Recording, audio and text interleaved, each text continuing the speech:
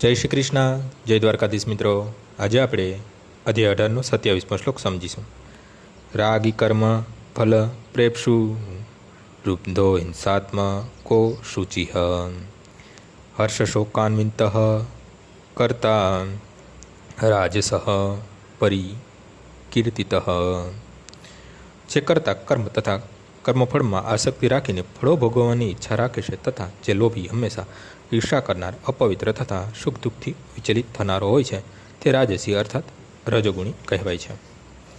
મનુષ્ય કોઈપણ કાર્યમાં કે ફળમાં એટલા માટે અત્યંત આસક્ત રહે છે કે તે ભૌતિક પદાર્થો ઘરબાર પરિવાર પત્ની તથા સંતાનો પ્રત્યે અતિશય આસક્તિ ધરાવે છે। આવા માણસને જીવનમાં ઉચ્ચતર પ્રગતિ કરવાની ઈચ્છા હોતી નથી।